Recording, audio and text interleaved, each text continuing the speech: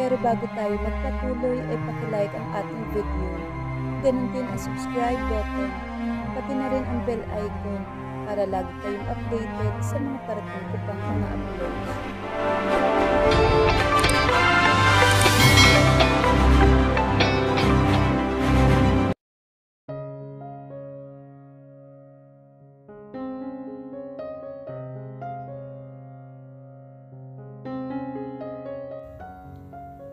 Ginising si Kit ng panunubig. Bumangon siya upang magpunta sa banyo. Nang matigilan siya sa nakita, pabuyang-yang ang posisyon ni Myla sa pagkakahiga at nalilisan ito. Lantad na lantad ang mapuputing hita nito. Nag-init naman ang pakiramdam ni Kit. Nilalabanan ang tuksong tinungo niya ang banyo. Papadaan sa paanan ng kama. Pabalik na patingin siya uli sa mga hita ni Myla. Napalunok si Kit. Lalong nag-init ang pakiramdam niya. Humagod pataas ang tingin niya at tumigil sa mayayamang dibdib ng asawa. Ilang saglit ding tumutok doon. Nakatagilid ito sa pagkakahiga at sa ganung posisyon ay nakaluyloy ang ukab na leeg ng suot nitong negligee. Kaya naman nasisipat ni Kit ang itaas na bahagi na malulusog na dibdib ng asawa. Nang muling mahiga ay tumagilid siya paharap kay Myla.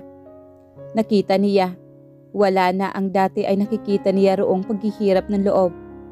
Manapa ay kay aliwalas. Napagmamasdan ngayon ang magandang mukha ng asawa. Nakakaakit, haplusin ang makinis na kutis. Muling napalunok naman si Kit. Asawa na niya si Myla, hindi ba? Anumang oras na gustuhin niya, ay maaari niya itong angkinin, katulad ng dati niyang ginagawa noon. Nang sumirit sa isip niya ang kalagayan ng kabiyak, buntis nga pala ito. Napangiti siya sa tiyan ni Myla. Sa kung anong hindi niya malamang dahilan, ramdam na ramdam niya ang tuwang lumukob sa kanya, habang pinagmamasdan ang bistado ng umbok sa sinapupunan nito. Pumikit siya at may ngiti sa labing nakatulog. Alam niya, araw ngayon ng pagpapacheck up ni Myla. First Saturday of the month. Ramdam na ramdam ni Kit na gusto niya itong samahan. Kung bakit tinatalo siya ng hiya ng kanyang pride. Narinig niya nagbibilin si Myla sa lulutuin nito kay Loleng sa pananghalian nila. Tutuloy na ako, paalam nito sa kanya. Hindi napilit ang ngiti niya nang tumango rito. Pagkaalis ni Myla ay nagbihis siya. Loleng, may pupuntahan lang ako. Paalam niya rito. Baka daanan ko na lang ang ate Myla mo sa klinik. Napamata naman si Loleng. Oo kuya, sabi kasabay ng marahang pagtango nito. Ang talagang pinuntahan niya ay ang pribadong klinika. Nang obigay ni na tumitingin kay Myla. Alam na niya ang sasabihin sa asawa. Sasabihin niyang concerned din siya sa pagbubuntis nito, na mahal na rin niya ito. Pagbaba na niya ng kotse nang matigilan siya sa nakitang lalaki. Nasa tapat mismo ng klinik ang kotse nito. Si Dennis, ang alam niyang dating masugid na manliligaw ni Myla noon. Natigilan naman si Kit. Coincidence lang ba ito? May sumuot na hindi maganda sa isipan ni Kit. Minabuti niyang magmanman. Inilayo niya ang kotse sa distansyang hindi agad makikita ni Numan, kina Dennis at Myla. Kinakabahan sa naghihintay. Hindi pa man ay kung ano-ano na ang naiisip niya. Nagkataon nga lang kaya ang pagkikita niyang ito at si Dennis sa klinikang ito. Kakilala ba ni Dennis ang doktora? May kinukonsulta rin ba kaya ito? Pero bakit ito lang? Bakit hindi kasama ang asawa kung may asawa na ito? Ubinata pa rin ito hanggang sa ngayon dahil hindi pa rin malimutan si Myla. Naghihintay ng pagkakataong makatiyempo upang muling buksan ang iniluluhog na pag-ibig nito. Pati tuloy pagdistansya ni Myla sa kanya lately ay naiiugnay niya sa insidenteng iyon. Hindi ba dapat kabaliktaran ang gawin ni Myla? Ang maging malapit sa kanya sa kabila ng kalamigan niya. Ano ang ibig sabihin ng pagdistansyang iyon ni Myla? Hindi na rin niya nababakas ang sakit sa loob ng mukha nito. Manapa ay maaliwalas na ang mukha ni Myla ngayon. May sigla. Natitiyak niyang hindi siya ang nagbibigay ng kasiglahang iyon sa babae. Posibleng si Loleng. Pero si Loleng nga lang kaya. Napatingin siya sa klinika. Bakit nga narito ang lalaking ito? Muling tanong ng kanyang isipan. Makaraan ng may isang oras ay nakita niyang lumabas ng klinika si Myla. Kasunod si Dennis. Nag-uusap ang mga ito sa may kotse ni Dennis. Parang may sinasabi si Dennis na hindi gusto ni Myla dahil nakita niyang umiling-iling ang babae. Pero mukha namang hindi galit si Myla. Tingin pa lang niya ay nangingiti ito. Parang nagpipilit si Dennis pero patuloy sa pag-iling si Myla. Hinawakan pa man din ni Myla sa kamay si Dennis at pagkuway tinalikuran na ito. Isang paparating na taxi ang pinara ni Myla at sumakay roon. Sinundan iyon ng tingin ni Kit at nang mawala sa pananaw niya ay ibinalik ang matalim na tingin kay Dennis na papasakay na sa kotse. Gusto niya itong kumprontahin. Ipamukha na asawa na niya si Myla na wala na itong karapatan upang suyuin ang kanyang kabiyak. Ngunit nananaig ang kahinahunan sa kanya. Isa pa ay wala pa naman siyang matibay na ebidensya na magpapatutuo sa hinala niya. Baka siya pa ang mapahiya kay Dennis. Kahit masama ang loob, pinabayaan na lang niyang makaalis ang lalaki. Makikiramdam muna siya. Susubaybayan niya ang mga kilos ni Myla. Hanggat wala siya nakikitang sinyales, hindi siya kailangang magpadalos-dalos. Binuhay niya ang makina ng kotse at pinaandar iyon papalayo. Hindi niya alam kung ipinagtaka ni Myla ang mga kilos niya nang maghapong iyon hanggang kinagabihan. Hindi naman niya nasabing pinuntahan niya ito sa klinika at pinagselosan niya si Dennis. Mag-iisip si Myla. Magtataka kung bakit naninibugho siya. Ipinagtaka pa nga niya ang pangyayaring walang binanggit si Myla sa nasabi niya kay Loleng na baka madaanan niya ito sa klinika kanina. Kung sa bagay ay hindi naman niya tinitiyak at nagpapasalamat pa nga siya na hindi niya nagawa iyon. At least maaaring isipin ni Myla na hindi siya nagseryoso. Tinalikuran niya si Myla nang nakahiga na sila. Hindi kumibo si Myla at hindi niya gusto iyon. Parang baliwala rito ang pagpapakita niya ng kalamigan. Sumirit sa isip niya si Dennis. May nangyayari bang hindi niya alam? May binabalak ba ito? Sumundo tuloy sa alaala niya ang insidenteng nag-usap sila noon ni Dennis noong graduating sila sa high school. Si Myla ang naging topic nila sa usapan. Ang swerte mo naman pare. Yung hinahabol-habol ng maraming cats. Ikaw naman ang hinahabol-habol. Sabi naman noon ni Dennis. Ang tindi ng imagination mo pare. Sagot naman niya. Bakit naman niya ako hahabulin? Ikaw na mismo ang nagsabi ngayong maraming cats ang humahabol sa kanya. Kasama ka pa nga hindi ba? Ang daming chicks na humahabol sa'yo. Bago niya ako hahabol-habulin? Pare, ikaw na muna. Hindi nga ganyan ang sitwasyon. Laking tuwa ko lang sana kung nagkaganyan nga. Kaso, ikaw talaga ang kursunada niya. Wala ako napapansing kursunada niya ako. Kaya paano kita papaniwala ang hinahabol-habol niya ako?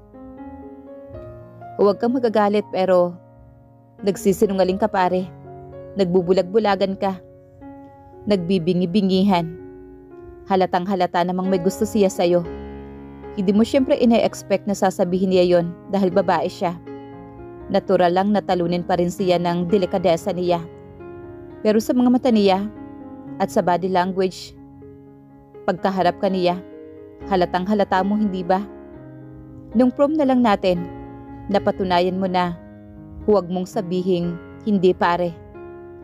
Na-corner nga siya noon ni Dennis, pero sinabi niya, karangalan ko nga sanang ako ang matipuhan niya pare. Ang kaso, hindi ko siya type.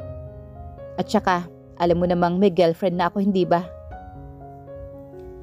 Matagal siyang tinitigan noon ni Dennis. Parang may binabasa sa mukha niya. Ihalimbawa bang pikutin ka niya at mapilitan kang pakasalan siya? Hindi mo kaya siya matututuhang mahalin? Kahit parang imposibleng mangyari yung sinasabi mo pare, hindi siguro. Hindi ko siya talaga type. Huwag ka magsalita ng tapos. Baka hindi mo magawa yon. Magagawa ko siguro. Dahil kung talagang ayaw mo, mahirap mong magustuhan. At saka, hindi naman siguro ganyan nakalaki ang pagkakagusto niya sa akin para makaisip siyang pikutin ako. Matagal uli siyang tinitigan ni Dennis. Nangingiti ito. Okay, panahon lang ang makakapagsabi pare. Kumunot naman ang noo ni Kit. Malis siya at tumama naman si Dennis sa naging pananaw nito. Pinikot nga siya ni Myla at ang sinabi niya kay Dennis na pikutin man siya ni Myla ay hindi niya ito matututuhang mahalin. Tama uli ang lalaki. Hindi nga siya dapat nagsalita ng tapos. Tinawagan siya ni Connie sa intercom. Sir, phone call ho para sa inyo. Thank you. Dinampot niya ang extension. Hello? Kit Almeda? Lalaki hindi mabusisa naman ni Kit. Yes? Who's on the line please? Hindi mo nga siguro natatandaan ang boses ko. Si Dennis. Dennis Aguilar. Classmate tayo noong high school. Naaalala mo pa ba? Si Dennis. Natatandaan ko syempre. Pinilit niyang magboses normal. Kumusta? Napatawag ka. Busy ka ba? Not at the moment. Can we talk? Kumunot naman ang noo ni Kit. Saan ka ba tumatawag? Dito sa ibaba, sa lobby. Nag-iisa ako rito sa office ko. Bakit hindi ka pumunta dito? Nasa 3rd floor ako. Room 303. Okay, I'll be right there. Natitigilang ibinaba naman ni Kit ang telepono. Ano ang kailangan nito sa kanya? Ano ang pag-uusapan nila? Tungkol ba kay Myla? Sir? Maya-maya pa ay tawag ni Connie sa intercom. Mr. Dennis Aguilar wants to see you. Ina-expect niyo raw daw ho siya. Oo Connie, patuloyin mo. Yes sir. Bumukas naman ang pintuan ng private room ni Kit at bumungad nga si Dennis. Impressed naman si Kit. Waring lalo pang gumandang lalaki si Dennis sa tingin niya. Ang 7 taong nadagdag sa edad nito ay nakapagbigay rito ng higit pang karisma at otoridad. Hindi talaga katakatakang habulin ito ng mga babae noong nasa high school sila at maging hanggang sa ngayon siguro. Hindi man sabihin ng lalaki, malakas ang kutob ni Kit na binata pa rin ito. Mahigpit sila nagkamay, nagpalitan ng pangungumusta sa isa't isa. Coffee? No thank you. Tinigilan ko na ang pag-inom ng kape. Sa advice na rin ng doktor, tumataas ng konti ang BP ko. Or juice. Ngumisi naman si Dennis. Sige. Alam kong hindi mo inaasahan ang pagkikita nating ito, Kit. Bahagya ng formal ang timbre ng boses ni Dennis nang muling tumingin kay Kit. Gumiti naman si Kit. Humigit kumulang. Nahihinga na niya ng tungkol kay Myla ang pinunta ni Dennis. Tumikim naman si Dennis. Huminga ng malalim pagkuwan. Warang saglit nga ay atubili sa sasabihin bago ito itinuloy. Kahit naman nung nasa high school pa tayo, naging prangka na tayo sa isa't isa, hindi ba? Napatingin naman si Dennis kay Kit. Tungkol kay Myla ang ipinunta ko rito. Tumango naman siya. Ganyan nga ang naiisip ko. Alam ko anong nangyari. Naalala ko nga yung nasabi ko sa'yo noon. Parang nagdilang anghel ako. Kahit ako rin ang nasaktan sa pagdidilang anghel kong yon. Bahagyang natawa naman si Dennis. Alam mo kung bakit hindi ba? Muling tumango naman si Kit. Ano ngayon ang ibig mong sabihin? Tanong naman niya rito. Wala akong intensyon na makialam sa pagsasama niyo ni Myla. At kung nagkataon lang na alam kong mahal mo rin siya. Hindi man kasing tindi ng pagmamahal niya sa'yo, hinding-hindi ko itutuloy. Ang pinaglakasan ko ng loob na gawin sa ngayon. Nagpapaintindi ang tingin ni Dennis kay Kit. Mahal na mahal ko siya, Kit. Mahal na mahal. Kaya concern ako sa happiness niya. Nabigo man ako. Ang matiyak ko lang na magiging maligaya siya sa piling mo ay konsolasyon ko na.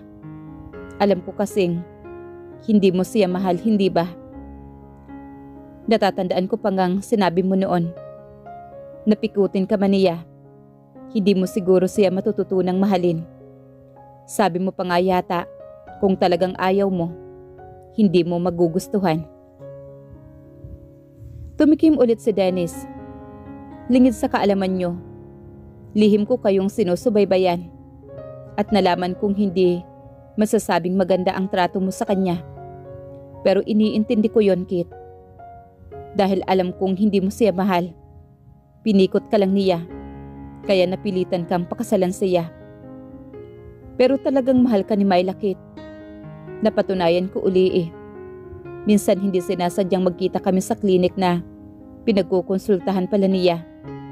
Kasin ko yung doktora. Sinubukan kong salakabin ang kanyang damdamin. Nagbabaka sakali ako. Pero napatunayan kong one-man woman talaga siya. Ikaw lang talaga, Kit. Kagaya nga ng nasabi ko sa iyo noong high school tayo, na napakaswerte mo. Nang hindi umimik naman si Kit ay nagpatuloy si Dennis. Alam kong kahit mahal na mahal ko pa rin siya, ay wala na akong karapatang panghimasukan pa ang pagsasama niyo. Pero ang hindi ko siguro mapapalampas, Kit, ay ang kasong may ibang babae yatang involved. Napamata naman si Kit sa kaharap. Napakunot noo siya. Anong ibig mong sabihin? Nakita kong galing dito si Cecil isang araw. Sumirat sa isip naman ni Kit noong pinuntahan siya ni Cecil para kumprontahin sa hindi niya pagsipot sa party ni Annette. Naipagkamali ni Dennis na may lihim na relasyong namamagitan sa kanila ni Cecil. Huwag mo namang gawin sa kanya yun, Kit. Kawawa naman siya. Yung pahirapan mo siya sa isip at katawan, pwede pa siguro niyang matiis dahil sa pagmamahal niya sa'yo. Pero ang humigit pa roon, ang insultuhin mo ang pagkababae niya. Sobra nang napakasakit para sa kanya, pare. Nakatitig pa rin si Kit kay Dennis. Iyon ba ang sadya ni Dennis? Ang concern nitong pinagtataksila niya si Myla. Ang akala pa naman niya, bigla-bigla nawala ang pag-alala niya. Ang sabihin ng takot niyang ipagtapat ni Dennis na may namamagitan sa kanila ni Myla. At ang balak nitong hingin mula sa kanya ang asawa. Yaman din lang, at sa paniniwala nito ay hindi naman niya mahal ang babae. Naisip niya ang maaaring sabihin sa kanya ni Dennis kung sakaling ipagtapat niya rito ang totoo niyang damdamin kay Myla. Baka tawagin siya nitong ipokrito at sinungaling. Ngunit siguro pagsabihan man siya ni Dennis ng ganoon ngayon, ay hindi siya magagalit. Tatanggapin niya dang maluwag sa kanyang kalooban. Bakit hindi lulubusang madidiktahan ang puso ah? Sa umpisa siguro oo, pero kalaunan imposible.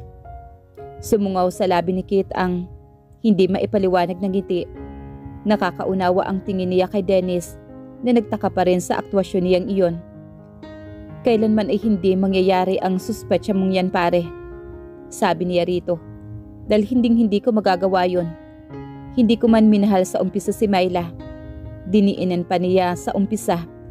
Di lalo na ngayong nagising na ang puso ko mula sa masamang panaginip. At napagtanto kong natututunan ko na rin siyang mahalin. Ngayon pa ba ako magtataksil sa kanya? Si Dennis ang napamata naman kay Kit. Tumango naman si Kit. Wala ka nang alalahanin, pare. Mahal ko na si Myla. Mahal na mahal. Sinasabi rin iyon ng mga mata niya. Pero lalong-lalo na ang puso niya. Nagliwanag naman ang mukha ni Dennis. Nakangiti na ring tumango ito. Nagbiro naman si Kit. Naiisip ko lang, pare. Hindi ka ba na-attract kay Cecil kahit kaunti lang? Hindi mo ba binalak na ligawan siya kahit minsan? Hindi pa muna nakasagot agad si Dennis. Pagkuway unti-unti itong napangiti sa kanya. Sa totoo lang, pare, Anito, Kinukonsider ko na nga yung bagay na yan eh. Tinitiyak ko lang ang talagang damdamin mo ngayon kay Myla. Ngayong nalaman kong mahal mo na rin siya, baka nga ituloy ko na lang talaga. Parehong lumuwag naman ang ngiti nila. Hindi ang nakangiting pag-aabot ni Kit ng pasalubong ang ikinabigla ni Myla, kundi ang paghalik nito sa kanyang mga labi. Matunog at may diin ang halik ni Kit, na waring kuryenteng rumaragasa sa buo niyang katawan. Ilang saglit din siya natigilan. Hindi makapaniwala sa aktwasyong iyon ng kabiyak. Nang payakap siyang ilakad ni Kit papunta sa silid, ay saka pa lang siya waring natauhan sa pagkabigla niya. "Ano to?" Naitanong niyang tiningnan ang laman ng shopping bag. Nakakahon pa ang mga laman niyon. 2 kahon, isang malaki at isang maliit. "Buksan mo." Hindi utos iyon. Banapa ay matamis na pag-uudyok sa kanya. Hindi na naitago pa ni Myla ang kasiglahan. Nang buksan niya ang mga kahon. Ang laman ng malaking kahon ay isang pagkaganda-gandang maternity dress, kulay baby pink. Sa itsura pa lang niyon at sa tela at disenyo ay alam niyang mamahalin iyon. "Nagustuhan mo ba?" May lambing sa boses naman ni Kit. Nakangiting tumango naman si Myla. "Ang ganda." Binuksan niya pagkaraan ang maliit na kahon. Isang pares ng napakagandang semi-flat shoes ang laman naman niyon. Gamusa naman at simple pero elegante. Magka-taste talaga sila ni Kit. "Maganda ba?" Silya pa naman ni Myla si Kit. Nangingislap ang mga mata sa kaligayahang tumango naman ang babae. "May concert sa Luciano sa Sabado. Bumili ako ng tiket. Yan sana ang gusto kong isuot mo." Napatingin naman si Myla sa kabiyak. Halo-halo ang mga damdaming lumukob sa kanya ng mga sandaling iyon. Nilapitan siya ni Kit at mahigpit na ikinulong sa dibdib. Naluluha namang tiningala ni Myla ang asawa. "Kit?" Ang pagtatanong ay nasa kanya ring mga mata. Nabasa naman iyon ni Kit. Nagingislap ang mga matang tumango ito. "I love you." Kung iniisip mo yung mga ginagawa ko lately, malalaman mo. Ang totoo niyan. Masamang-masama ang loob ko sa pagsiselos na makita ko kayo ni Dennis sa klinik. Natakot pa nga ako na ibaling mo ang pagtingin mo sa kanya dahil sa mga nagagawa ko. Pumatak naman ang luha ni Myla. Alam niya. Sinabi ni Loling na tutuloy sa klinika si Kit. Kung magagawa ko noon pa sana. Hindi pa ba sapat ang panahong ipinaghintay ko bilang patunay? Patuloy mo man akong saktan, hinding-hindi magbabago ang pagmamahal ko sa'yo. Matitiis ko ang lahat basta kapiling kita. Ganyan ang pag-ibig ko sa'yo, Kit. Natouch naman si Kit. Pinahid niya ang luha at lalong hinigpitan ang yakap sa kabiyak. "Ang tiyan ko," wika naman ni Myla. Lumuwag naman ang yakap ni Kit. Nag-aalala na napatingin siya sa tiyan ni Myla. Pagkuwan hinaplos niya ito nang may pagmamahal. Matagal-tagal din pala ang ipaghihintay ko. May suwabing kapilyuhan ang ngiti niya. "Di itanong mo kay doktora kung..." Dampi ng hintuturo ni Kit ang pumigil sa sasabihin ni Myla. "I'll just wait. Ngayon pa ba ako hindi makakapaghintay?" Buong tamis ng nginitian siya ni Myla. Naghinang ang kanilang mga labi bilang patunay ng kanilang pag-ibig sa isa't isa. Sumusumpa na anuman ang mangyari ay hinding-hindi magwawakas ang kanilang pagmamahalan.